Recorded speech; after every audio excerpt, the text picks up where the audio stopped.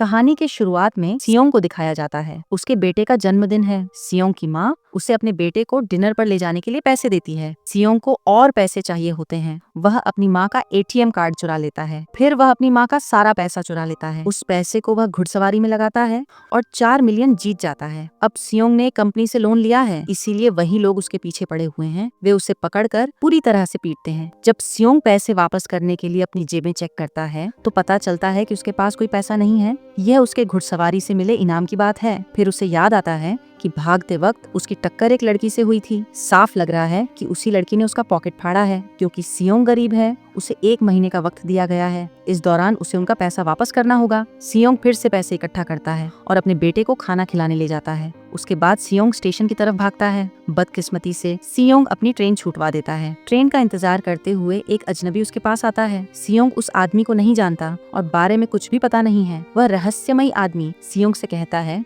मैं तुम्हारे साथ एक खेल खेलना चाहता हूँ। वह सियोंग से कहता है कि अगर तुम यह खेल जीत गए तो मैं तुम्हें 1 लाख वॉन दूंगा। इतनी बड़ी रकम सुनकर सियोंग इस खेल में हिस्सा लेने के लिए तैयार हो जाता है। बहुत बार हारने के बाद सियोंग आखिरकार खेल जीत जाता है। मतलब उसे 1 लाख वॉन मिल जाता है। अनजान आदमी सियोंग को एक कार्ड देता है और कहता है, अगर तुम ज्यादा पैसे कमाना चाहते हो तो इस नंबर पर संपर्क करना। घर लौटते हुए सियोंग की माँ सियोंग से कहती है कि तुम्हारी बेटी अगले साल अपने सौतेले पिता के साथ अमेरिका जा रही है। यहाँ पता चलता है कि सियोंग ने तलाक लिया और उसकी पत्नी ने दूसरी शादी कर ली। सियोंग कभी नहीं चाहता कि उसकी बेटी उससे दूर जाए। वह अपनी बेटी की कस्टडी पाने के लिए बहुत सारा पैसा चाहता है, इसीलिए उसने उस कार्ड नंबर पर कॉल किया। सियोंग को एक कार में लाया गया जहाँ और भी लोग थे। वे सब बेहोश हो गए और जब होश आए तो उन्होंने पाया कि वे एक ऐसी जगह पर हैं जहां और 456 लोग भी थे। वे सब खिलाड़ी थे क्योंकि उन्होंने यूनिफॉर्म पहना हुआ था। इस जगह का होस्ट एक आदमी था जो वहां का मुखिया था। वह उनकी हरकतों पर नजर रख रहा था। एक बात तो कॉमन थी,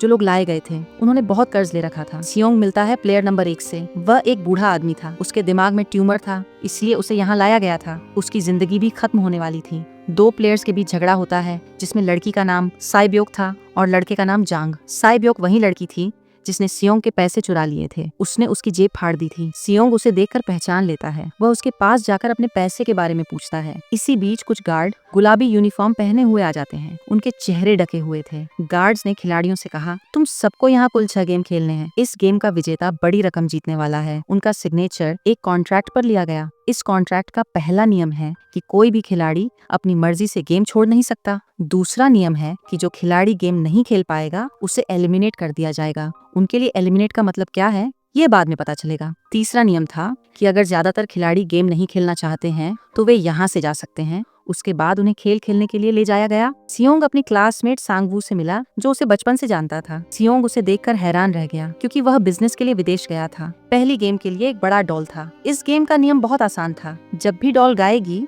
उन्हें आगे बढ़ना होगा और जब डॉल रुक जाएगी तो उन्हें रुकना होगा। हिलना नहीं था। अगर कोई हिला तो उसे बाहर कर दिया जाएगा। शुरुआत में ये सब मजाक लग रहा था, लेकिन जब एक लड़का हिला तो उसे गोली मार दी गई और वह खत्म हो गया। और यही होता है एलिमिनेट। ये देखकर सब डर गए। उन्हें पता चला कि वे खतरे में हैं। वे डरे हुए और घबराए हुए थे, इसलिए इधर उधर भटकने लगे। अब गेम के नियम के मुताबिक जो भी हिल रहा होगा वह खत्म हो जाएगा। जो बचे हुए थे उन्होंने किसी तरह गेम पूरा किया। मृत शरीर हटा दिए गए। कुल 456 में से सिर्फ 255 खिलाड़ी बचे। अब सभी खिलाड़ी डरे हुए थे और कोई भी गेम नहीं खेलना चाहता था। नियम नंबर 3 के मुताबिक अगर ज्यादातर लोग चाहें तो वे गेम छोड़ सकते हैं। फ्रंटमैन ने वोटिंग की प्रक्रिया शुरू की। इससे पहले कि उन्हें इनामी रकम दिखाई जाए। जो जीत जाएगा वही रकम पाएगा, लेकिन अगर कोई गेम छोड़ता है तो ये पैसा मरने वाले खिलाड़ी के परिवार को दिया जाएगा। इनाम की कुल रकम 45 अरब वॉन थी। वोटिंग में ज्यादातर लोगों ने गेम खेलना नहीं चाहा, इसीलिए गेम वहीं रुक गया। अगर वे चाहें तो भविष्य में फिर से गेम में शामिल हो सकते हैं। सभी को उनके घर भेज दिया गया। अगले दिन सियोंग पुलिस स्टेशन जाता है और सब कुछ पुलिस को बता देता है, लेकिन वे सियोंग पर यकीन नहीं करते। उन्हें लगता था कि वह पागल है। सियोंग ने उन्हें कार्ड दिखाया, लेकिन हैरानी की बात यह थी कि उस पर नंबर गलत था। सियोंग घर वापस गया, लेकिन उसकी माँ वहाँ नहीं थी। सियोंग का क्लासमेट सांगवू उसकी माँ से गुप्त रूप से मिल रहा था।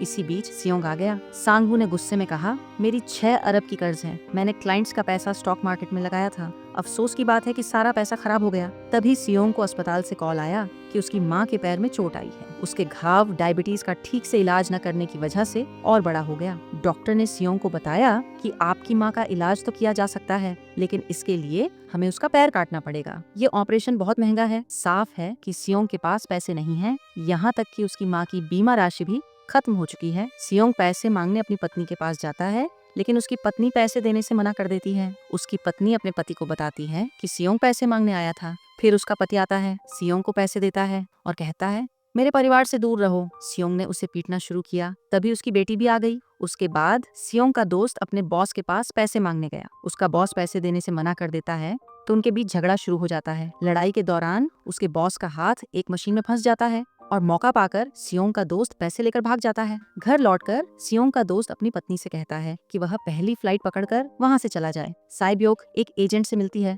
क्योंकि उसे अपनी माँ को उत्तर क्षेत्र से दक्षिण क्षेत्र में शिफ्ट करना है। साइब्योक ने सियोंग का पैसा चुरा लिया था। उसे अपनी माँ को अपने पास लाने के लिए पैसे चाहिए। साइब्योक का एक बड़ा भाई है और उसने उनकी माँ को लाने का वादा किया था। बाद में एक अफसर को पता चलता है कि उसका भाई लापता है, तो वह उसके भाई के घर जाता है। वह देखता है कि उसका भाई कुछ दिन से घर नहीं आया है। घर की तलाशी लेते हुए अफसर को वहाँ एक कार्ड मिलता है, जो उसने पहले पुलिस थाने में सियोंग के पास देखा था। अफसर सियोंग के पास जाकर उस कार्ड के बारे में पूछता है, लेकिन सियोंग जवाब देने से इनकार कर देता है। जब सियोंग घर लौटता है तो उसे फिर से वह कार्ड मिल जाता है। सियोंग फैसला करता है कि वह फिर से गेम में भाग लेगा। इसीलिए सभी खिलाड़ियों को एक जहाज के पास ले जाया जाता है। एक अधिकारी भी कारों का पीछा करते हुए पहुंचता है। वह गार्ड को खत्म कर देता है और उसे पानी में फेंक देता है। खिलाड़ियों को एक द्वीप पर बने एक फैसिलिटी में ले जाया जाता है। उन्हें अगले गेम के बारे में कोई जानकारी नहीं होती कि यह कैसे खेला जाएगा। वे अपनी अपनी टीमें बनाते हैं। साइब्योक और उसकी महिला दोस्त रात में वॉशरूम जाती हैं। गार्ड से बचते हुए साइब्योक फैसिलिटी की जांच करती है। वह देखती है कि गार्ड्स बड़े बड़े बर्तनों में कुछ पका रहे हैं। गार्ड्स को शक होता है और एक गार्ड वॉशरूम चेक करने आता है। तब तक साइब्योक वापस आ चुकी होती है। साइब्योक अपनी महिला दोस्त को सब कुछ बता देती है जो उसने देखा था, लेकिन सांगवू उन्हें सुन लेता है। वह साइब्योक से पूछता है तो वह बताती है कि वे लोग बड़े बड़े बर्तनों में कुछ बना रहे थे। फिर सभी खिलाड़ियों को खेल के मैदान में ले जाया जाता है। उनके सामने 4 आकृतियां होती हैं और उन्हें एक आकृति चुननी होती है। सांगवू को खेल के बारे में और उन्हें क्या करना है पता चलता है। सांगवू ने सियोंग से कहा कि सबको अलग अलग शेप चुनने हैं। फिर उन्हें एक छोटा सा पॉट दिया गया जिसमें शेप बनाए गए थे। उनका गेम यह था कि बिना शेप को नुकसान पहुंचाए उसे पॉट से बाहर निकालना था, लेकिन अगर शेप टी शेप जैसा निकला तो वह खिलाड़ी बाहर हो जाएगा, मतलब उनका खेल खत्म। सांगवू ने आसानी से शेप निकाल लिया। सियोंग का हाल परेशान होकर और खराब हो गया, लेकिन फिर भी किसी तरह वह यह गेम जीत गया। फिर उन्हें वापस अपने कमरे में ले जाया गया। कुल 187 खिलाड़ी वापस आए थे। अब उनमें से 108 बचे थे। खाने की वजह से जांग की लड़ाई एक लड़के से हो जाती है। जांग उस लड़के को पीटता है और मौके पर ही खत्म कर देता है। खिलाड़ियों में एक डॉक्टर दिखाया गया है जो गार्ड्स की मदद से मृत लोगों के अंग चीनी लोगों को बेचता है। इसीलिए जब भी लाशें लाई जाती हैं, उन्हें गायब कर दिया जाता है। यह सब एक योजना के तहत हो रहा था। यह सब फ्रंटमैन से छुपकर हो रहा था। इसीलिए उन्होंने कंट्रोल रूम में अपना आदमी बैठाया था। वह सारे वीडियो फुटेज डिलीट करता था। गार्ड्स पहले से ही डॉक्टर को खेल के बारे में बता चुके थे ताकि वह जिंदा रह सके। एक गार्ड डॉक्टर को बताता है कि आज हमने खिलाड़ियों को कम खाना दिया है ताकि वे साथ मिलकर लड़ें। इससे सारे कमजोर खिलाड़ी खेल से बाहर हो जाएंगे। साथ ही गार्ड डॉक्टर को उनके अगले खेल के बारे में भी बताता है। अब लाइट 30 मिनट बाद बंद होने वाली थी। सांगवू जानता है कि सियोंग की टीम कुछ बेवकूफी भरा करेगी। वह टीम को कॉल करता है और उन्हें आराम से रहने को कहता है। डॉक्टर भी जांग की टीम में शामिल हो जाता है। यहाँ डॉक्टर जांग को अगले खेल के बारे में बताता है। उसके बाद लाइट्स बंद हो जाती हैं और जांग अपनी टीम के साथ सबको हराता है। एक लड़की को खत्म करने के बाद जांग साइब्योक को खत्म करने जाता है, लेकिन सियोंग उसे बचा लेता है। गार्ड्स आ गए और उन्हें रोक दिया। अब केवल 80 लोग बचे थे। बाद में उन्हें तीसरे गेम के लिए ले जाया गया। उन्हें 10 खिलाड़ियों की एक टीम बनाने को कहा गया। वे वैसे ही करते हैं और अपनी टीम बनाते हैं। जांग आने वाले गेम से वाकिफ था। उसने साइब्योक की दोस्त को अपनी टीम में नहीं रखा। उसने अपनी टीम सिर्फ पुरुषों की बनाई। वीडियो यहीं खत्म होता है। पूरा देखने के लिए धन्यवाद।